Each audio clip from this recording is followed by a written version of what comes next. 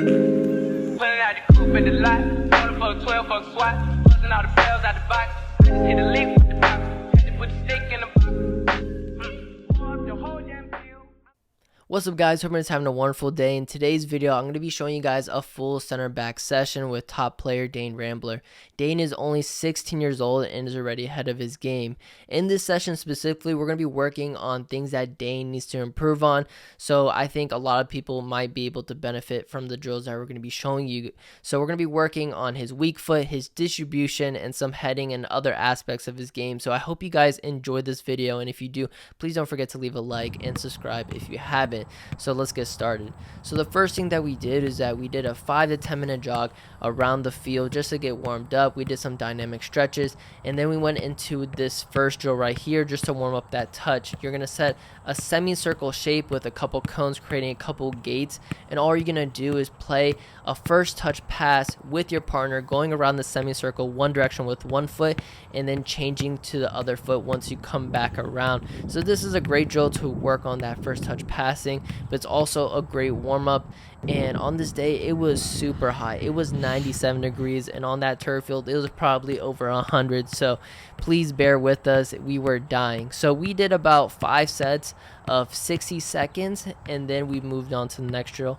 But one of the most important aspects of this drill is to build a nice rhythm and maintain a good technique. That's the most important thing, especially as a center back. You have to have a good passing technique. You have to be consistent, and that's the most important part for this drill. That's what we emphasize, is consistency, maintaining a good passing, keeping the ball on the ground as much as you can. And if you can do that, it's going to show, true mastery of that first touch passing. And if you want, you can always make it harder by going a little bit quicker, which is always our goal. We're always trying to push each other, try to play a little bit quicker, but also try to make sure that we're maintaining that good quality, because, quality is the most important part of every single drill that we do. The next drill that we're going to be doing, I'm explaining to Dane, is we're going to be working on couple different aspects. Is that working on that first touch pass, but working on that his touch opening up, passing the ball, because as center back, if anybody watched Van Dijk, he's doing the basic things: opening up, passing, receiving pass, receive pass. So our goal is to help Dane improve and stay as consistent as possible. We want him to have a 99% passing rate. We don't want any mistakes. If he could do 100, even better, but our goal is to make sure that he makes no mistake. He maintains a good touch, and he's able to play the pass. So we play a hard pass to his feet every time. He's going to open up, play both sides, and then we're going to pass it back to him. And when I call it, when I blow the whistle, he's going to dribble at full speed up the field, zigzag through some cones, and repeat that. So as a center back, you might be put in a situation where the striker might apply pressure to you. So being able to step up with the ball, be confident with the ball, and break those lines of pressure is very important for a center back. So this is a better view of the drill, and I'm going to be calling out when he has to go.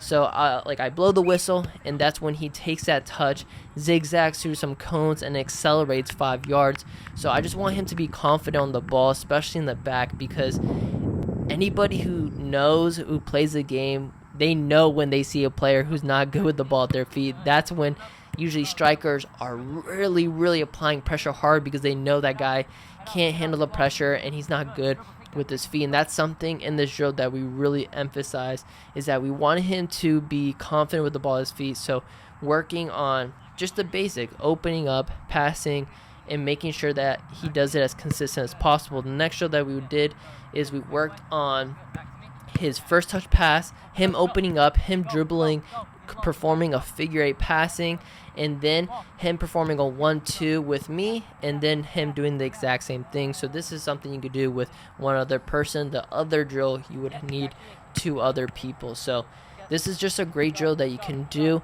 that has a lot of benefits. We're just adding some movements. We're doing the figure 8, of course, is just something that we added that we don't think is the most beneficial thing for him, but we wanted to really, work on some of his dribbling. We want him to be fluid. We don't want him to be moving like a robot. We want him to be as fluid as possible. And, he will be more deadly if he gets more comfortable with the ball. If he can dribble up the field, be confident with the ball at his feet, that's going to make him a much more dangerous player and a much more valuable player at the end of the day. So I hope you guys are enjoyed the video so far. So if you haven't, please leave a like. So in this drill, we're going to be working on the exact same thing, but now we're going to do the other side. So you're going to see he plays it back, he opens up, and then he does a 1-2 with me, and then he zigzags through and accelerates. So we want him to be very fluid. We want him to be able to change direction. We want him to be able to react if anybody steps up to him and be good with his feet, because as a center back in today's game, they're becoming more versatile. Fullbacks are essentially wingers and a right back or left back player. So, at the end of the day, if you can do it all, you're going to be a much more valuable player to coaches and to teams. And then one of the final drills that we did is working a little bit of the timing of his headers, which is something that he wanted to work on. So what he's going to do is he's going to perform 2 headers. He's going to play 1 touch pass on the ground, and then the second pass he receives, he's going to take it and then dribble up the field. So continuously working on him developing that explosive touch, dribbling into that pocket of space if he gets pressed by that striker from the opposing team. And eventually he actually wanted to move up to CDM, so that might be, a future position he might want to go into. But he's been playing a lot of, most of his career he's been playing center back and sometimes fullback, but he's been usually put as a center back. So this is a great drill, just working on the timing of his headers, just building those reps, and then also continuing to work on that first touch pass back, which needs to be extremely consistent and very sharp. And then, like I mentioned before, that working on accelerating forward into the gap if he gets pressed. The last thing that we did to end off the session was we worked on a little bit of fitness. And keep in mind that all the drills that we do with maximal effort. So Dane is already gassed, he's tired, and we're only going to do 1 set, but this is one of the best drills that you can do to improve your fitness. Keep in mind, soccer players use 3 different types of energy systems, and we obviously it's an aerobic and anaerobic sport. And so this drill right here, this conditioning drill, what you're going to do, you're going to run to the 18-yard line and back 5 times. So in total, you're doing 10 suicides.